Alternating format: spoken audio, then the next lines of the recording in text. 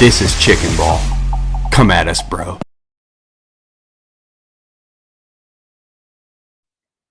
Welcome back to the Chicken Ball Pod, Tottenham's worst pod on the internet. I'm Andrew, your host today. I'm joined by Scott. Scott, how's it going? Good, man. As you said, worst pods focused on the worst team in Europe. Fucking great times. Let's get into this shit. Yeah, possibly the worst team in the Premier League. So Spurs lost, as you probably know by now, to Leeds, 3-1 on the weekend. And this game wasn't close, right? Like it really never was close. There was a nice moment between Ali and Son. There was another nice moment that Kane scored that was ruled offside. Whether you want to argue it was offside or not, again, it was just putting lipstick on a pig.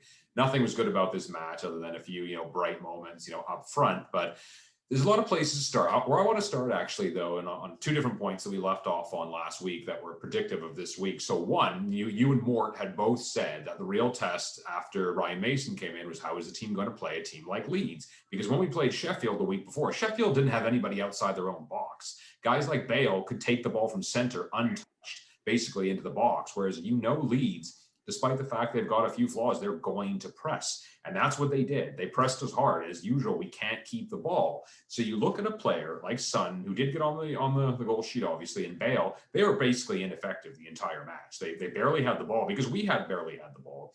So, I mean, looking at, a team like Leeds, I think any team can press us. I don't know why every single team, no matter what level they're in, doesn't press us, Scott. We have no concept of how to get past the press. It doesn't matter. I mean, I look back at Arsenal. We talked about it on this show. We got fucking destroyed by them in the midfield. And how lazy was that press? It was crazy, man. It was not even an intense press at all. It was just like an average press from Arsenal. Yeah. We had no concept of how to play out of it. There was a really nice thread from somebody who I do like a lot on Twitter, Belgium Hotspur, I think. His name's Sharky. Definitely understands the tactics of the game. Yeah. And he said it best today in his thread by just saying, look, we've got a defense who has to play in a low block defending in the box, and they're actually pretty decent at that, but none of them are ball carrying center backs. And we have an attack that has to have a high press, high octane offense, which is correct, right? But we don't have a defense that's able to add to that. And so Mourinho was absolutely correct in the way he chose to play, right? Which is to defend as a unit because our defenders are not good at individual defending, and then find Kane and Son, right? And it saw us in first place. So anyways, when you look at this whole, give us our Tottenham back, give us our identity back, you look at Leeds. I woke up, I'm not going to hide behind this. I haven't watched the match yet. It was a 4:30 kickoff, as you and I both know, 4:30 a.m. My wife and I went to bed at midnight and said, fuck it. If we wake up, fine. If we don't, then so be it, right? And neither of us did. I caught the last 5 minutes, which is fucking great, right? But yeah. But honestly, I could have, before I knew anything about the result, I woke up and I said, I assume we got beat by Leeds because I assume we played on the front foot and Leeds fucking shredded our defense. And I still assume that's exactly what happened, right? Yeah, and it's frustrating because I'm kind of going on a rant here, but it is very frustrating because essentially that's fan pressure putting us in a situation where we go out and drop a dud tactically. Leeds is too good at exposing a weak defense, and Leeds is a prime candidate for a team that will fuck themselves and give you 2 or 3 wonderful opportunities to score on them, which Mourinho did very well in the first leg, right? And yesterday was just us exposing ourselves, gaping holes at the back. I can only imagine, and a really good Leeds United team, well-coached Leeds United team, beat the shit out of us, right? It's obvious. Yeah. Well, and there's so many ways you could look at this. The defense was abject. It was just a horror show once again. With just any kind of pressure. Aurier and Reguilon, I don't know what has happened to Reguilon, but he's been, the second goal they scored, his shot was the one that Loris had to stop first. He was completely caught unaware. I mean, Dyer was useless as well. And then Reguilon, just the ball kind of hit him. Loris had to make a great save, but then, the ball just popped up, and then, the Leeds player was able to just pop it home, right? And the first goal wasn't much different. It's so lazy and lackadaisical. But you move up to the next level then, the midfield, right? I think Højbjerg was a good addition, especially based on the price. But it actually reminds me of when we really started to see a decline at Spurs, when Eriksen started to drop off, Dembele was unavailable because he was hurt, then eventually gone. And what you started to see was Victor Wanyama had the ball way more than you wanted Victor Wanyama to have the ball. That is not why he was in the lineup. And you saw that with Højbjerg. Like I a couple of times, I'm like, oh man, why does he have the ball in that position? Anybody else, please. And like, it's not a shot at him. That's not his job. He is a destroyer, and he does, make simple passes, right? But then Giovanni Lo Celso, and again, I don't have a clue why he started. Same as that guy. I don't know what's happened to him either. He's also been awful. Back-to-back games, he's dribbled the ball into touch, completely unhurried. Again, you can say it's confidence, but 55 million for this. Add in 62 million for Ndombele. It's a horror show. And we are so easy to play through. When we don't have the ball with our forwards, and even then we have no movement in behind the forwards, and just we're so easy to move the ball up the field, right? Like there are just so many problems all over the field. Yeah, the midfield's shambolic. I don't even understand how it's so bad, to be honest. I sit there and again, I didn't watch Leeds, right? But this is certainly not, it's a new, with respect to the Leeds game. It was 3 or 4 matches ago. I recall twice where Højbjerg, Tanguy, and GLC were like up in the front right corner of the pitch where Bale would essentially, be on the ball. Midfield was non-existent. So I don't understand why we can't get that figured out. We seem to have a guy who is a good stopper, reads the game very well in Højbjerg, who I think he's one of the 2 people I wouldn't give he's one of the 2 people I'd be upset if we got rid of right now. And I think he's been poor lately because he's played every fucking minute. It's crazy. But we have a stopper in him, and then we have a ball progressor in Tanguy. We really do. And I don't know. I've always been a little skeptical of him, and mainly just because we were actually able to buy him. And if anyone else really wanted him, we wouldn't have been able to, because that's fucking who we are, right? Yeah. So I've always been a bit skeptical, but I still think there's a player in there somewhere, right? And I think Poch is a huge reason why, we were able to get him. We can't have been the only team in for him, but again, point stands. But I still think with PEH and Tanguy, we should be able to get a little bit more out of that midfield. Yeah. But again, I think it has a lot to do with the fact that our defense can't play a high line and they can't be on the ball. Like Jan Vertonghen's the only ball-playing defender we've had that was good enough in a long time. And Toby showed moments throughout his first career where he was okay on the ball, but Jan was very fucking good on the ball, right? And we just haven't had a defender like that since Jan. So essentially, we have a square and a circle, and they're not compatible at all right now with regards to the defense in the front. And that leaves the midfield. What I'm getting at is I think that's a huge piece of why the midfield's so fucking disjointed, is we have a defense that needs to play a low block, an offense that needs to be on the front foot, and the midfield left to just clean up a bunch of shit. And they're just doing a poor job of it. So yeah, I mean, that's the thing. You've got like the defense that has to play this way, then you've got the offense over here, and basically nothing in between. Yep, exactly.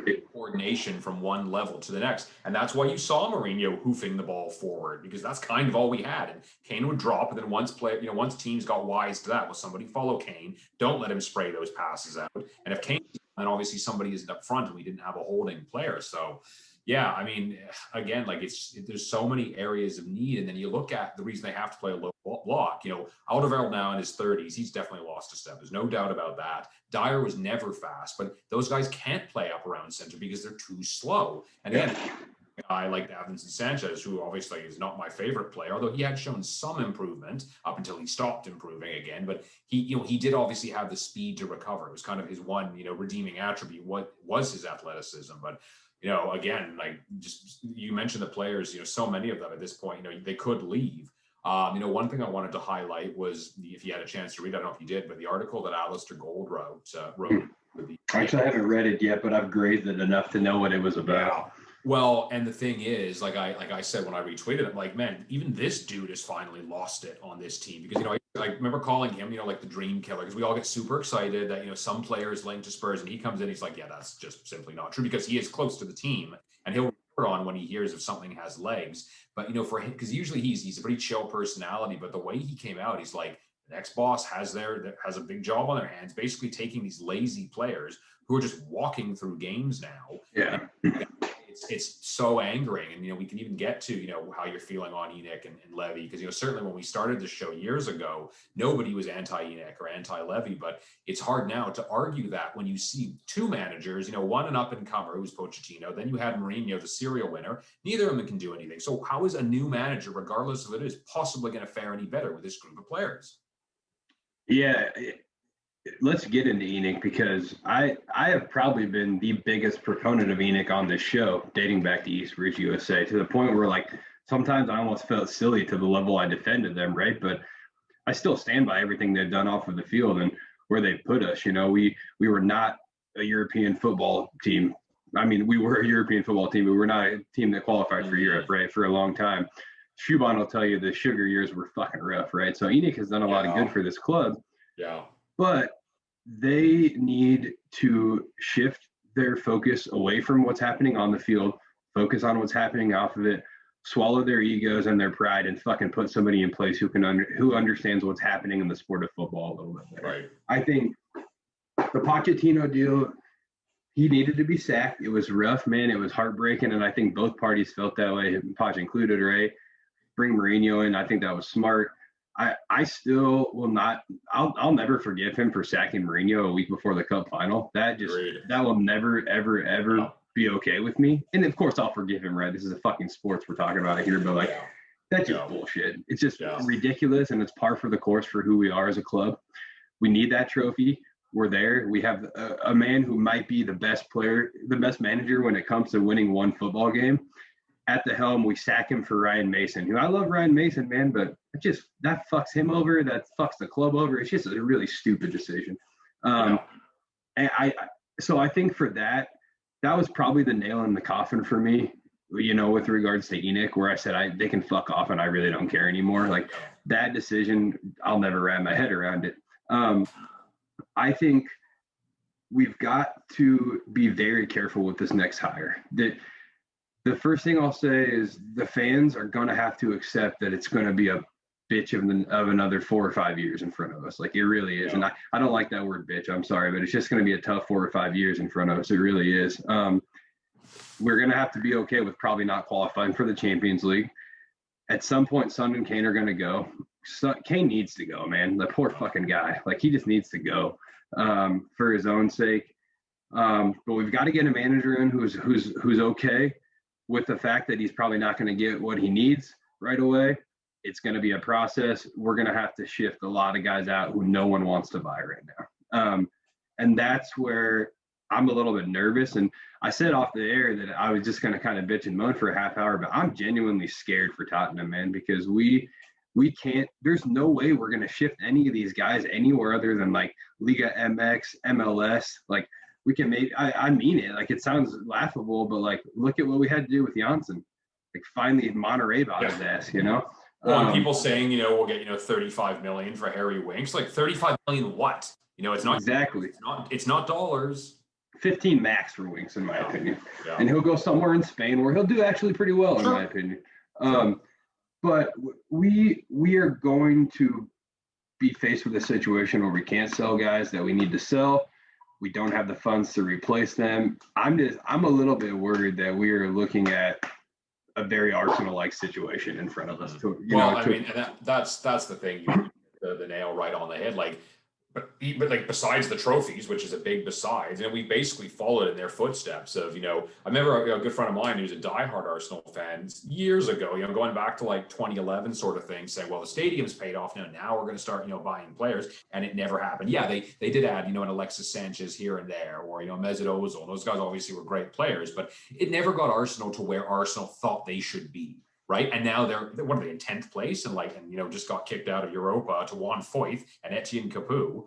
Right. Like those kind of players. But that's the scary thing. And I remember, you going a couple of years back, I think the problem is we've even just prolonged this transition. And, I related it back to, when my Vancouver Canucks back in 2011, they blew a 3-0 series lead in the first round that they did actually win Game 7 in double overtime. The problem with that is they got to the finals, lost in 7 games as well. What that did, though, is that prolonged the transition that should have started that year. It made it last another 2 years. And so 2 years later, those same players were there. Their value was decreasing. You couldn't trade them for anything. You couldn't sell them for anything. And that's exactly what's happening now.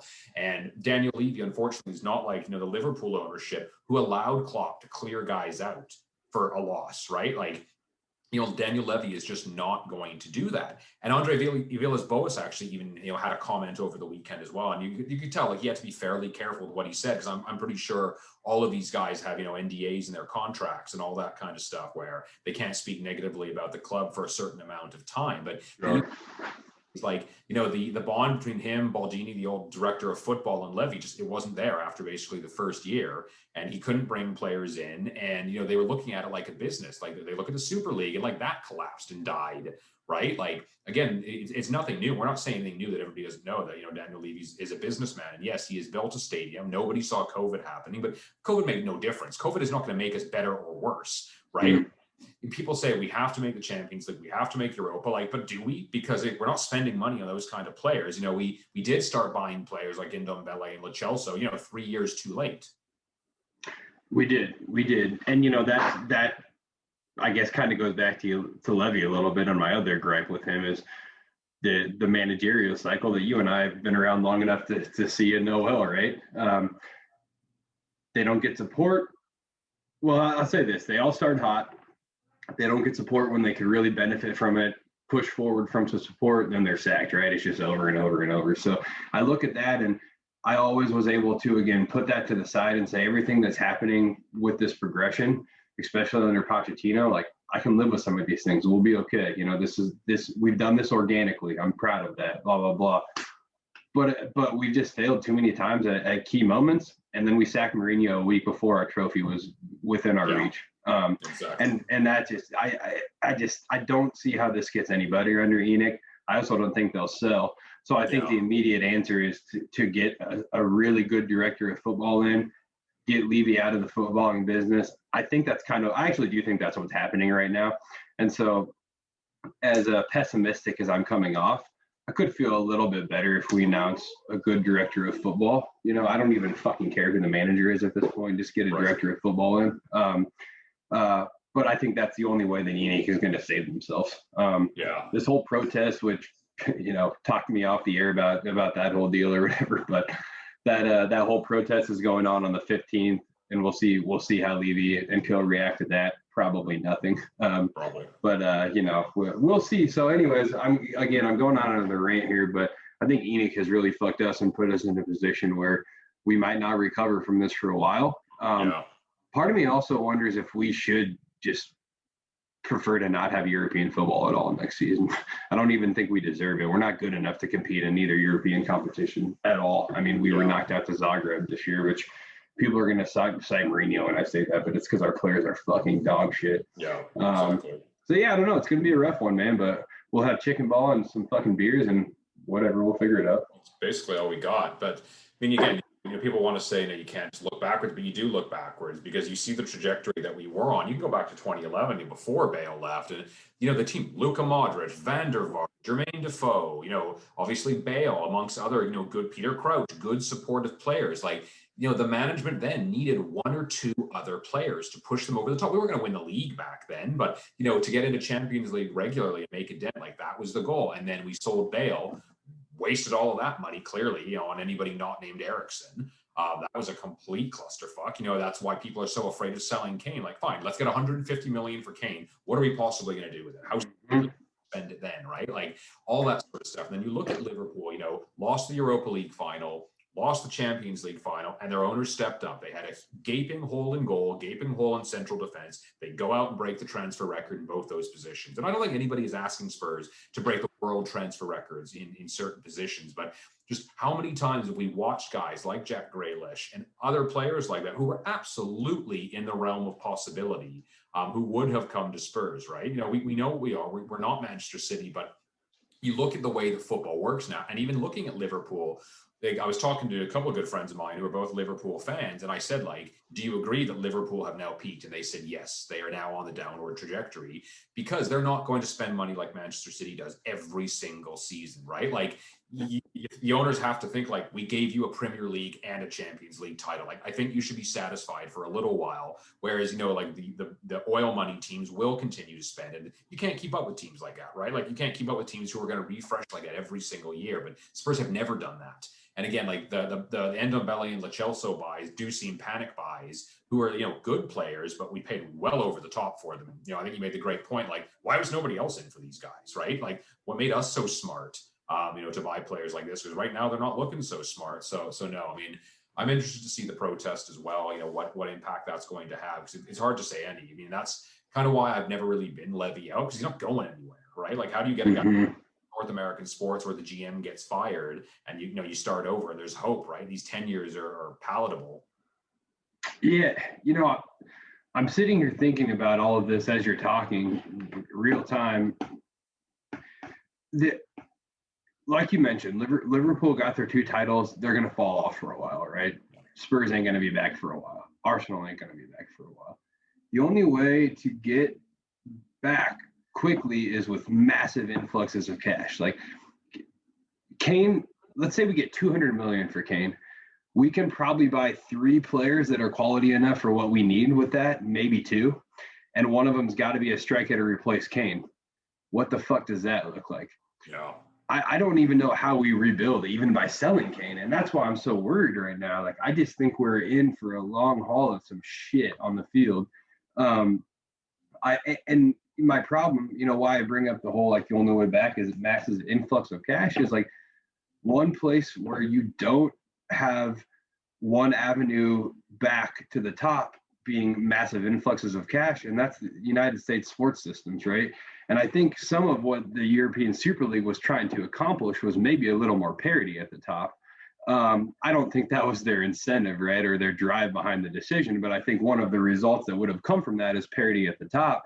And in a way, I kind of crave that, because I'm just sick and fucking tired of knowing, like you said, City's just going to keep refreshing over and over and over and over, and they're just going to keep winning titles. Like, no one can compete with them financially, and I don't know if I want to be a fan of a sport where that happens either. So what even is this whole Super League bitch fest?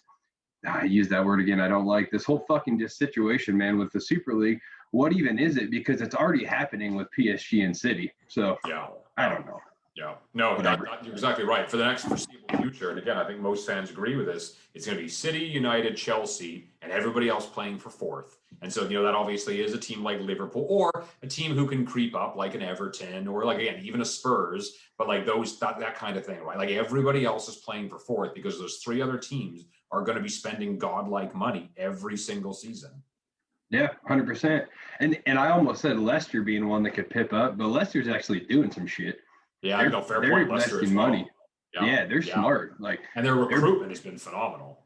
Outstanding. They're about to get that kid Sumar from Lille, who's like the most sought after CDM in the world, and they've already got Ndidi. Like, we need one of those guys badly right now.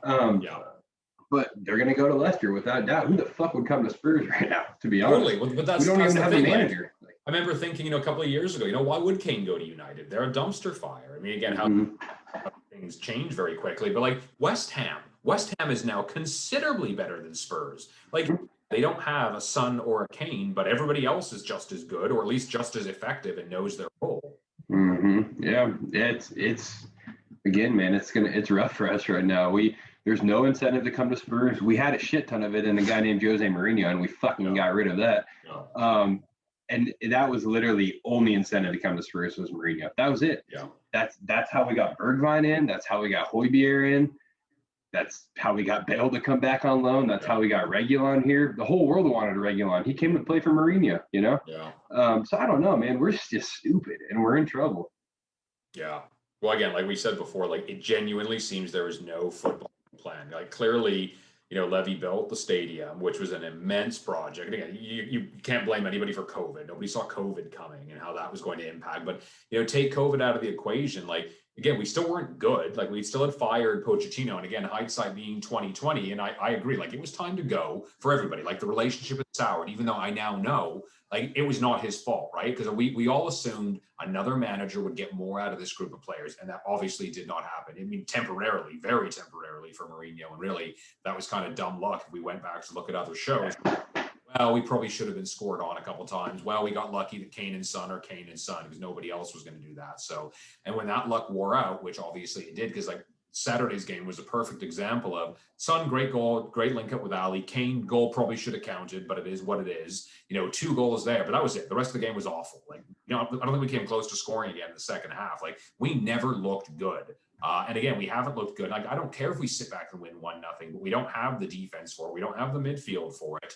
And again, like it's just like it's hard to pinpoint kind of one area because there's a director of football, but what director of football wants to come in with Daniel Levy doing what Daniel Levy does? Exactly. That's Ragnick. That link was squashed by somebody. I think it was Romano came out and said, no, that's done. If it's Fabrizio Romano, it's true. Like we all know that. So yeah, you're right. I don't even think we probably. I said earlier that we, I'm hoping that we're putting together a director of football, but we might not even have anybody worth a shit on the line right now because, again, like you just said, they're going to come in and be handcuffed by Levy. Oh, man, what the fuck? Yeah. I mean, I've said this, a million times on this show that nothing's ever as good or as bad as it seems. Like, obviously, when you're in the bad, it feels a lot worse than it is. And who knows? I mean, teams do turn things around during the season, clearly. And so the summer's coming, and we're all excited for that. See, what the next chapter is, but it's hard to feel hopeful when we've just seen this cycle over and over again, and the one constant is the guy at the top.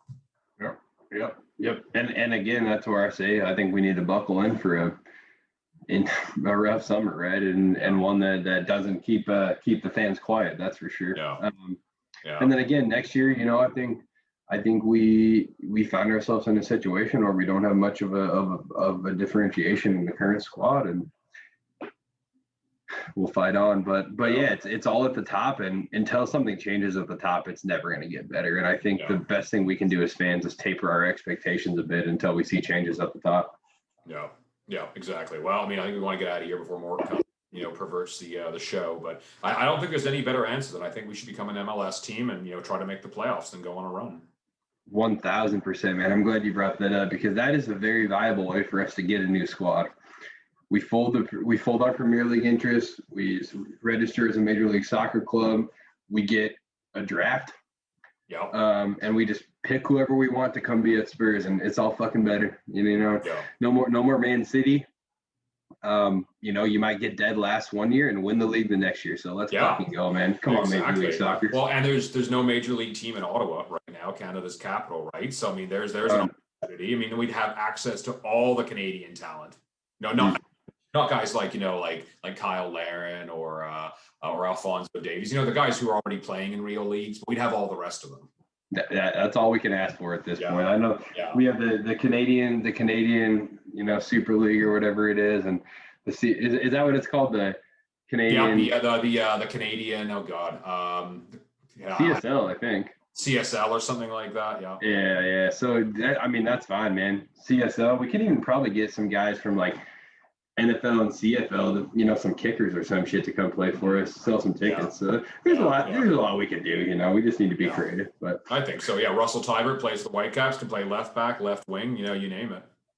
Man, I'll suit up too. So I'm not very good, but I'll fucking put a hard tackle in. So. Yeah, well, that's exactly it. Somebody's got to hold down the lines. But yeah, okay. Well, we have to keep this short again, where you can't get more informative than this show. And we bring you the facts. We bring you the things that people don't want to talk about, right? So, Scott, any closing thoughts here? Just fuck off, Tottenham. I don't really have a whole lot else to say. No, I think we all join you in. So for Scott, for Morton, Ryan, we don't know really where those guys are, but I'm Andrew. This has been the Chicken Ball Pod. We may or may not pod the rest of the year because there's really nothing else to say. Yep. See you next season. Fuck you, Spurs. Come on, you Spurs. Come on, you Spurs.